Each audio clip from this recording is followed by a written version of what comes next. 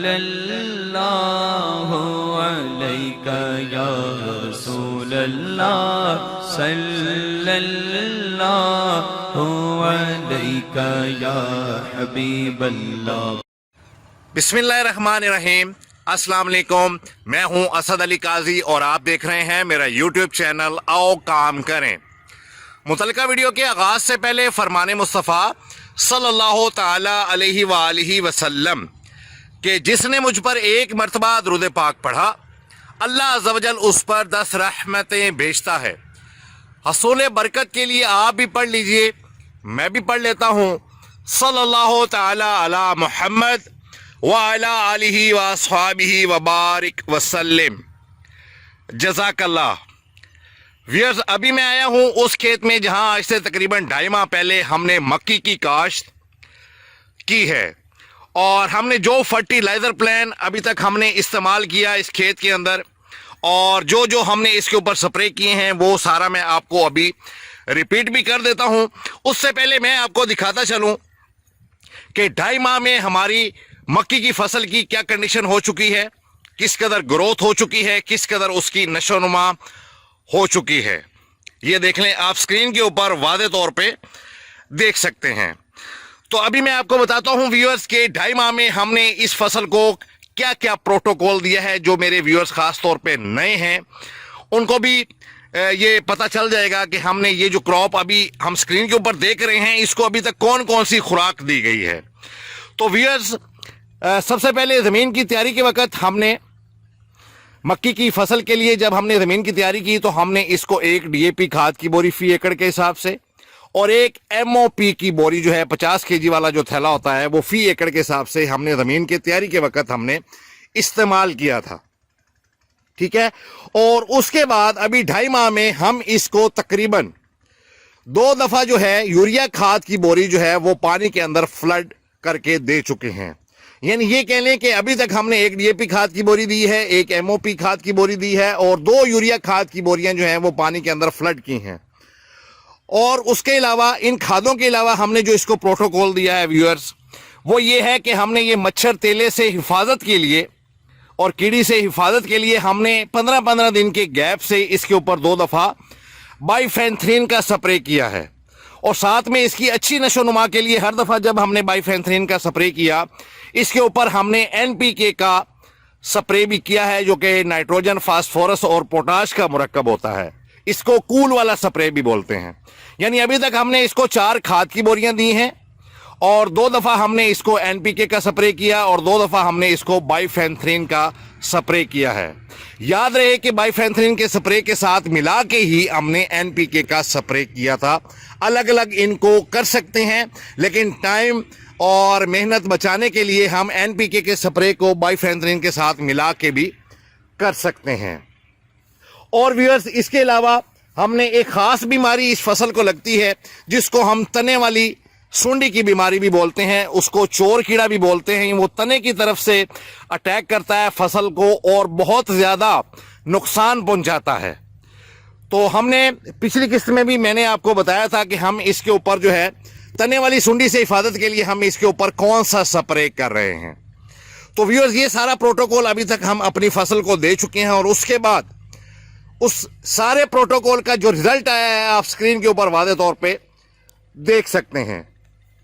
और व्यूअर्स, मैं आपको ये बताता चलूं कि एक तो ये स्क्रीन के ऊपर आप देख रहे हैं कि क्या कंडीशन हो चुकी है हमारी फसल की और किस स्टेज पे पहुंच चुकी है हमारी फसल।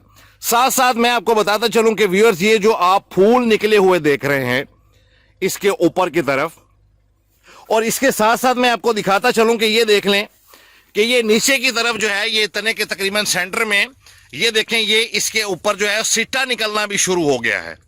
ये देख लें, आप स्क्रीन के ऊपर वादे तौर पे देख सकते हैं। ऊपर की तरफ से देखेंगे तो ये फूल निकलना शुरू हो गए हैं, नीचे की तरफ से देखेंगे तो ये सिट्टे बनने का अमल भी शुरू हो चुका है। व्यूअर्स, इसको कहते हैं गोब की हालत। यानी 2.5 माह में हमारी मक्की की जो फसल है हमने जो जो इसको प्रोटोकॉल दिया है उसका ये रिजल्ट आया है कि हमारी फसल जो है वो गोब की हालत में आ चुकी है।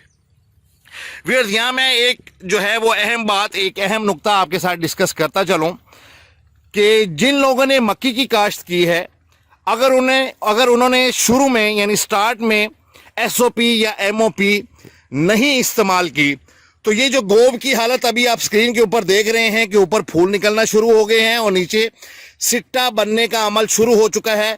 किस स्टेज के ऊपर है इसका सिट्टा बनने का अमल, ये आप स्क्रीन के ऊपर वादे तौर पे देख सकते हैं।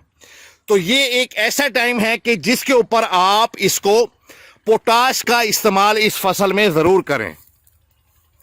यानी 2.5 माह में ये फूल बनने का अमल शुरू हो गया, फसल गोब की हालत में आ गई, ये सिट्टा बनने का अमल शुरू हो गया।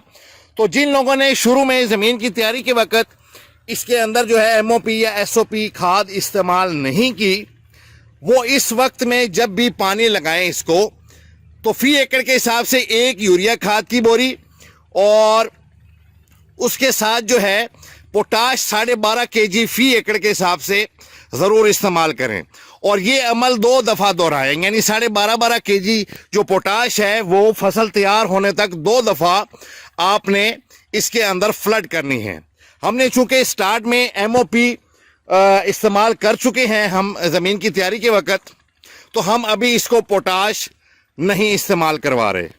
इस फसल में हम पोटाश का इस्तेमाल नहीं कर रहे। तो ये मैं इसलिए बताना मैंने मुनासिब समझा कि कुछ लोग होते हैं जो ज़मीन की तैयारी के वक्त पोटाश इस्तेमाल नहीं करते, तो जब ये गोब की हालत होती है तो इस हालत में उनको चाहिए कि अच्छी प्रोडक्शन हासिल करने के लिए जब फसल गोब पे आना शुरू हो जाए तो इसके अंदर पोटाश का इस्तेमाल ज़रूर करें। व्यूअर्स, मैं आपको दोबारा ये दिखा रहा हूँ सारी फसल के 2.5 माह में जो प्रोटोकॉल हमने इस्तेमाल किया वो मैं आपको बता चुका हूँ, उसका क्या रिजल्ट आया है आप स्क्रीन के ऊपर वादे तौर पे देख सकते हैं। फसल गोब की हालत में आ चुकी है और हम चूंकि पोटाश का इस्तेमाल स्टार्ट में कर चुके हैं, इसीलिए हमने दोबारा अभी हमने इसको पोटाश नहीं देनी, बल्कि ये गोब की हालत में अभी जब हम पानी देंगे तो इसको 1 यूरिया खाद की बोरी फी एकड़ के हिसाब से हम फ्लड करेंगे। और उसके बाद जो है हमारा ये खादों का जो सिलसिला है यानी फर्टिलाइजर प्लान जो है वो हमारा मुकम्मल हो जाएगा। उसके बाद हमने सिर्फ और सिर्फ करना ये है कि हमने इसको वक्तन फवक्तन जैसे जैसे हम ये देखें कि इसको पानी की ज़रूरत है फसल को, तो हमने इसका पानी पूरा करते रहना है। याद रहे व्यूअर्स, एक और अहम नुक्ता आपकी उसकी तरफ तवज्जो दिलाता हूं कि मक्की की फसल जो है जब गोब की हालत में आ जाती है तो इसको बेहद पानी की ज़रूरत होती है। यानी जितनी चावल धान यानी मूंजी की फसल को पानी की ज़रूरत होती है उतने पानी की ज़रूरत तो नहीं होती, लेकिन आम फसलों की निस्बत इसको गोब की हालत में ज़्यादा पानी की ज़रूरत होती है। उसकी एक ख़ास वजह यह है कि दिन के वक्त टेम्परेचर बहुत ज़्यादा रहने लग जाता है इस वक्त में और गर्मी की शिद्दत होती है और इस फसल को इसके ऊपर जो है वो फल का टाइम आ चुका होता है कि जिस वक्त में इसके ऊपर लगने वाला जो फल है यानी ये जो सिट्टा है इसके साइज़ में इसके दाने में इजाफा होना होता है।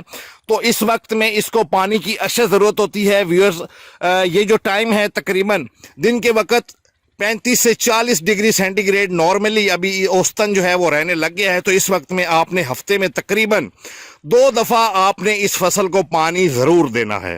होता है बाज़ दफ़ा लेट हो जाता है, लेकिन आपने कम से कम 1 हफ्ते में कोशिश करनी है कि अगर बारिश वगैरह ना हो तो 2 दफ़ा आपने फसल को पानी ज़रूर देना है। इंशाल्लाह ताला इसका बड़ा ही अच्छा रिजल्ट आएगा, बड़ा ही अच्छा खातर खा फ़ायदा आप जो है वो उठा सकेंगे। तो व्यूअर्स, उम्मीद है आपको मेरी ये वीडियो, मेरा ये काम अच्छा लगा होगा। अगर आपकी नॉलेज में, आपके इल्म में रत्ती बराबर यानी थोड़ा सा भी इजाफा हुआ मेरी इस वीडियो से तो इसको लाइक एंड शेयर ज़रूर कीजिएगा। और मेरा चैनल जिसका नाम है आओ काम करें, इसको भी ज़रूर सब्सक्राइब कर लीजिएगा। और मेरा और मेरे चैनल का जो स्लोगन है कि फारिग नहीं रहना, काम करना है, इसको भी आपने नहीं भूलना। अभी तक के लिए इतना ही। असद अली काजी को इजाज़त दीजिए। खुदा हाफिज़।